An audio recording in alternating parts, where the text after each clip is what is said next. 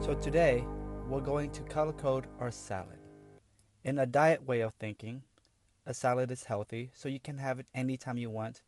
But as you know, not all salads are created the same. Some will really spike insulin, while others may not. So the best way is to color code your salad. The easiest way before you start is to look at your salad and break down the foods into individual groups. What do you see in front of you? Let's take the salad for example. You see arugula, you see spinach, you see broccoli, you see carrots. All those are vegetables. So you group all those as vegetables. Next, you see some chicken there. Chicken is a protein. You also see some croutons. Crouton is made out of grains. So you group that into the grain categories. You also see the dressing. Raspberry dressing is sweet, so that will belong in the sweet category. In addition, you see some dried cranberries. That will be a fruit. Uh, and you also see some cheese. That will be a dairy. And maybe if they sprinkle some nuts on there, that will be nuts then. After you identify the individual ingredients in the salad that you see, it's important then to ask what color light does it belong to? Because understanding the color light will help you understand whether or not these foods will increase your insulin level. So the first thing that you want to look at is you want to avoid any red light food. Remember, the red light foods will spike your insulin. Even a bite of that will spike your insulin level. And guess how long it takes to bring down your insulin level again? Yes, you're right. 3 weeks. So even if you cheat here, it would throw you back for about 3 weeks. So you have to be very careful here. Avoid the red light food. So in this salad, what do we see? The vegetables. The first thing I would look at are the items in the red light groups for vegetables. And there's a simple way to remember this.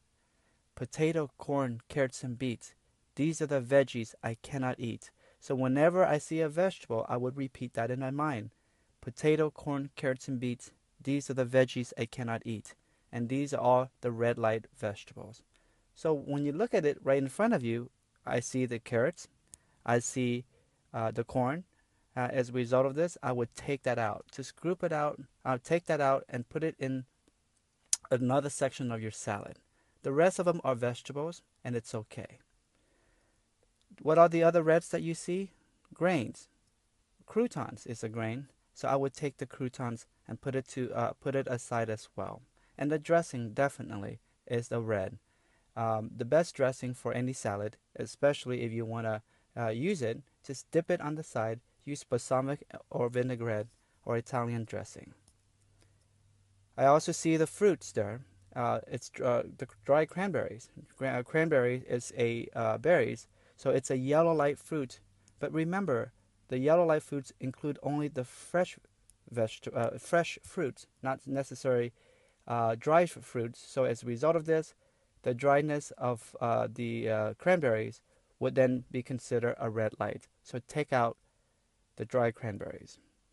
You also see the dairy. Dairy is a yellow light food. And when can you have that? You have it at breakfast time. You don't have it at lunch, at dinner, or at any other times. So I would also take out the cheese if you can. The last thing is the nuts. Nuts is a yellow light food. And where do you eat the nuts? You eat it as an afternoon snack. Remember, all yellow light, you have to be very cautious. You have to think about this a little bit more. And because it may spike your insulin if you eat more than one portion, you have to be careful. And that's why we put a certain time.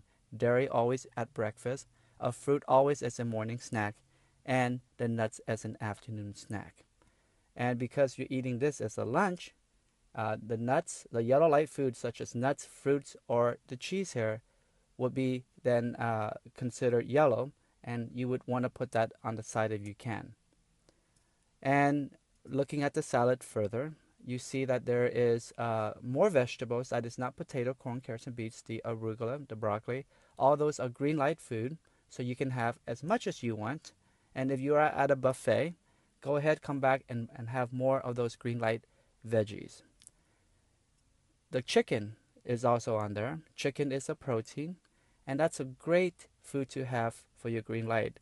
Remember, with the green light, you can have as much as you want and anytime you want. But especially at lunch or dinner, you want to have at least your fist size. So make sure you eat at least your fist size. If you don't, you may get very hungry.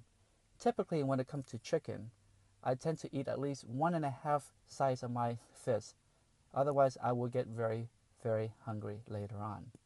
And the way that I eat my salad, I always eat the green leafy vegetable first, then I would eat my protein afterward.